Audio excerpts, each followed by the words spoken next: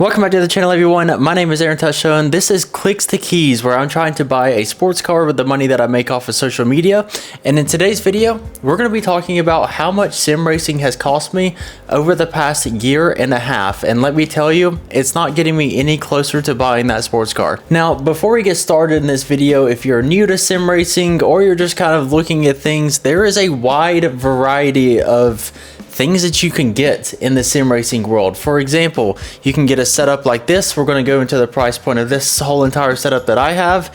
And you can also get setups as cheap as buying a controller in a game, or you can spend more than a car and buy a setup that costs $35,000 to $70,000 just for the sim rig itself. The first topic we're going to cover is a sim racing game itself, and sim racing games can vary. You can get a game like Assetto Corsa or Le Mans Ultimate, where you're going to get a wide variety of content for one fixed cost, meaning you're going to pay anywhere between $40 and $60 and you're going to get a pretty complete game. However, I decided to choose the more expensive route, and I went to a game called Iracing. Iracing is the pinnacle of sim racing, is what some people like to call it, where it is honestly a great experience and an amazing game. The competitiveness in this game is just unmatched, and it's really nice in this game considering that you join lobbies and you can join teams, endurance races, team up together, have strategy, all these different things, and it's supposed to be the most realistic sim racing that you can possibly have, but it's really expensive. It's really expensive. Where instead of me paying that one-time $60 fee,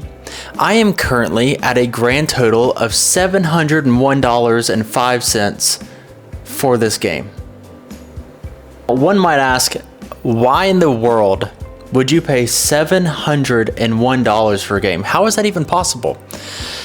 Well, now that I just looked at my iRacing account and I realized how much money I spent on this game, I'm a little bit disappointed, but I've also had so much fun on this game, and it is the best gaming experience I may have ever had. When you're new to iRacing, you have to pay for a subscription, a yearly subscription. The best time to buy this is around Black Friday, is the only real deal that you're ever going to get on this. So I suggest if you want to try iRacing, do it around Black Friday because you'll actually get a deal with your subscription.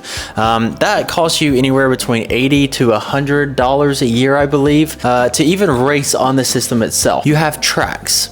Each additional track that you want to buy costs you $15. Also, each additional car that you buy costs you anywhere between $2.99 for the old cars that doesn't really get raced in any series, or you can pay $11.99, or let's call it $12, to buy new cars.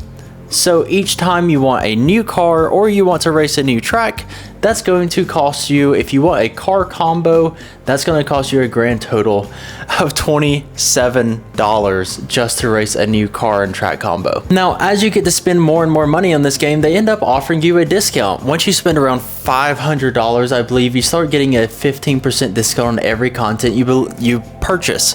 So, you know, it's nice. You can get a discount for spending a lot of money on their platform. That's really great. Now, let's talk about my sim wheel progression over the past year and a half. So I started off with a Logitech G29.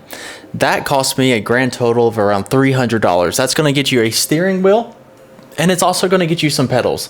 An amazing starting setup, and honestly, you do not need to upgrade from that setup for a very long time until you know that you are going to be very serious about this. However, I am 3 weeks into racing on my Logitech G29, and I decided to return it because I bought it from Amazon.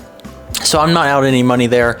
I ended up buying the Fanatec 8Nm wheelbase and the McLaren wheel immediately. So I bought that. I absolutely loved it. I honestly could have kept it for a very long time.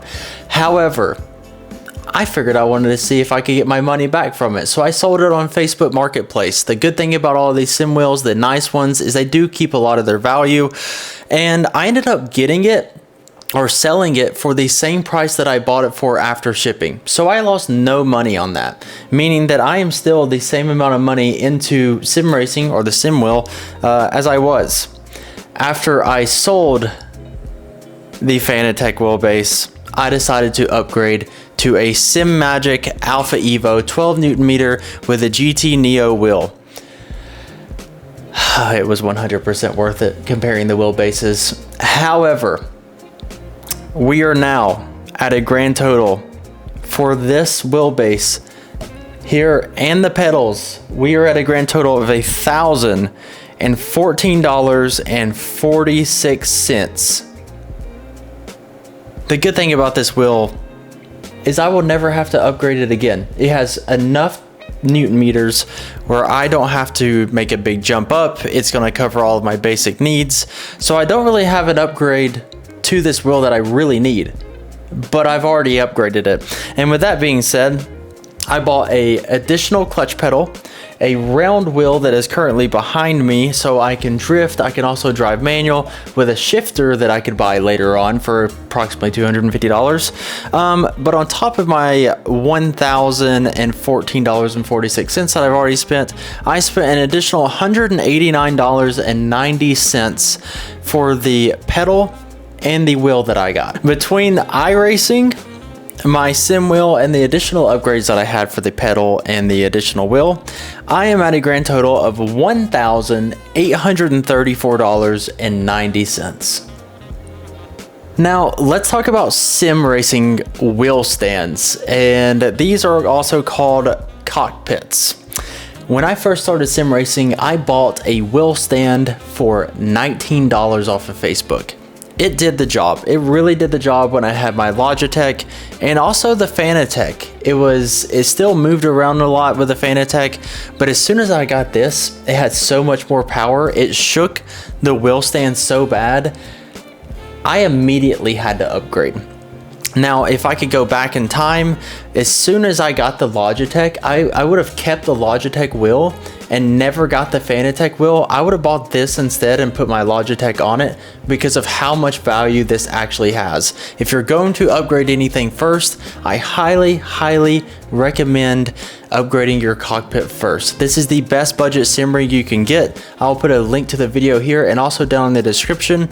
This is, and I stand by this, this is the best value that you have. It is a 4080 rig, meaning it does not move at all, even with a 12 Newton meter rig. It comes with a seat, you can mount your pedals to it, and it just enhances the experience, I think, that with the best value that you can get.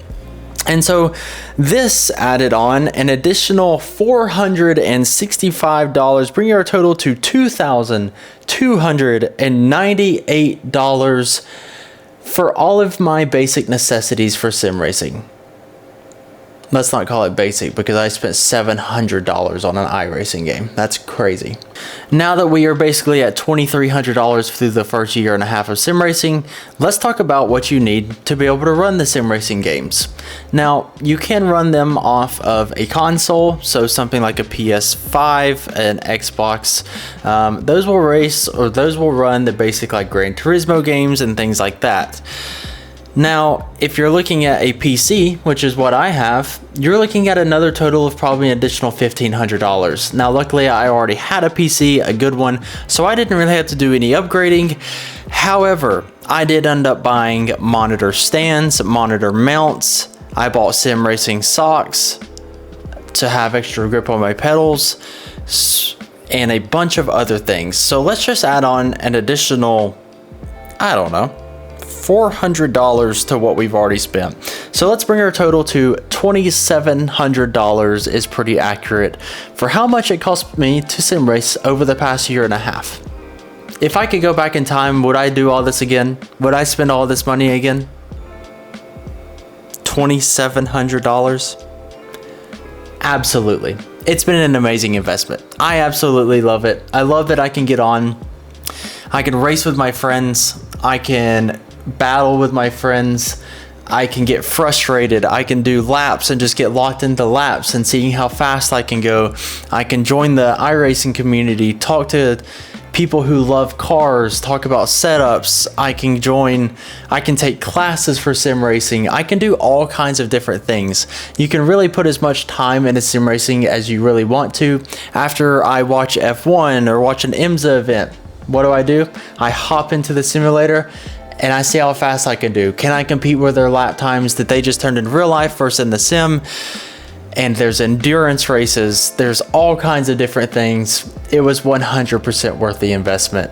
Let me know what you think about how much I spent in the comments below. How much have you spent on your sim rig? Already is a great question as well. I'd love to hear that down in the comments. I hope y'all enjoyed it. Make sure to like and subscribe, because once again, this is Clicks to the Keys, where I'm trying to buy a sports car with the money that I make off of social media, and maybe I should stop spending that money on sim racing, because I could probably buy a Miata or something like that with the money that I've already put into sim racing.